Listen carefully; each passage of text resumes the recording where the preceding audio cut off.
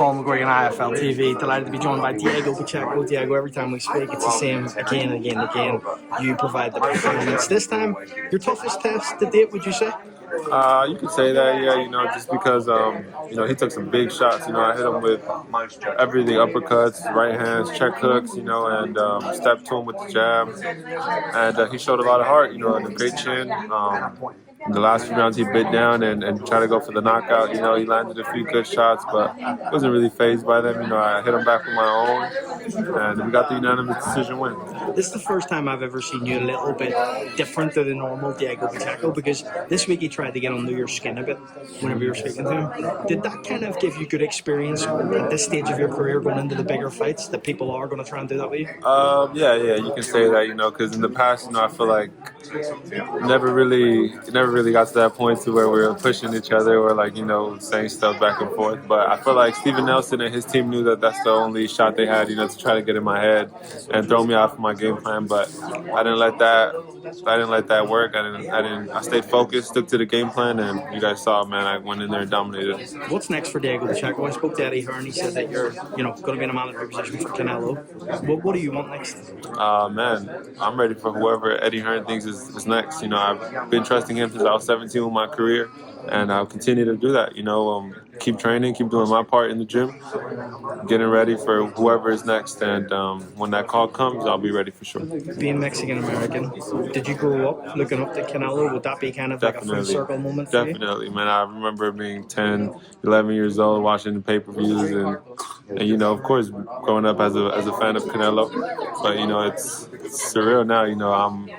They say, your idols become your rivals, so now we're here. Hopefully, one day the champion gives us the opportunity. It'd be an amazing dream come true for me. So yeah, hopefully one day. On top of that, this week you had some comments, kind of like backhand compliments to Khalil Cole when he bit back. Did you see him? Yeah, I did see that. Yeah, what'd you make of that? I mean, I didn't mean to disrespect nobody or make anybody feel bad. I was just stating facts. You know what I'm saying? I went in there and fought Gallegos, made it look easy in 4 rounds, got him out of there. He fought Gallegos and it wasn't so pretty for him, so obviously I'd be mad too. But, it is what it is. If Khalil Cole wants to run it, we can run it as well. Most definitely. Eddie, can I just bring you in this interview with Diego for a second? Just how proud are you of Diego today? Yeah, very proud. We've had him since he was 17. Sometimes, time passes so quickly. Sometimes I still think he's 17 or 18 and you realise he's about to turn 24 in March, isn't it? Yeah. So,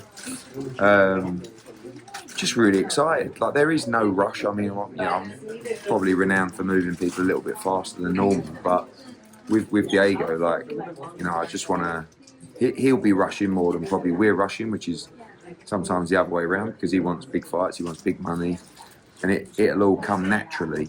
But you don't want to make mistakes. And I think tonight was about gaining that experience so that when we go to the next level, that's going to be valuable, because it starts becoming quite tough now. It wasn't easy tonight, but it was, pretty comfortable. Last 2 rounds were fun. But, once you step up and you're fighting, whether it's Plant or Billy or Berlanga or Munguia, it's going to be, you got to be ready. And I saw a lot of improvements tonight in, stuff like his ring composure, his IQ, his defence, his footwork, all the stuff that we know he can punch, we know he's got great fundamentals, good chin, we know now, we know he's got heart, so it's just becoming a complete fighter, and it takes time. The only way you do it is by getting time in the ring. And don't forget, he was a good amateur, but he was only 17 when he turned pro. So. Last one from me. He spoke about his idol becoming his rival in Canelo. Can you deliver Diego Pacheco that fight in the next 12 months? It's a natural fight, but it's got to be a fight that Canelo can make money from. That's what the only thing he cares about now. And I believe that will be a fight that people will want to see, but we have to prove ourselves at that level. And we have to not just make people a believer, but we need to win the fight. Do you know what I mean? Is that against a Berlanga or maybe a Munguia? Yeah, that's the kind of fight but he's number 1 with the WBO, so it's going to come naturally. We keep winning, we're going to be mandatory.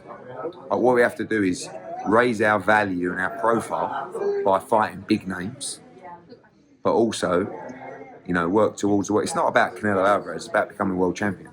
Sure. But we also know what comes with a Canelo Alvarez fight, which is legacy and a bucket load of money that will give him the greatest life ever. And that's the aim. That's the aim of the sport. Titles and a load of money. That's it. Well, Diego, I'll give you the final word. Just a message to your fans tonight. I just want to thank everyone who made it out to Vegas, everyone who tuned in on the zone. 23-0 now, got the win. And, we're here to stay, baby. Well, moving on to the next one. Whoever Eddie says is next, man, we're going to be ready. Diego, appreciate your time. Thanks.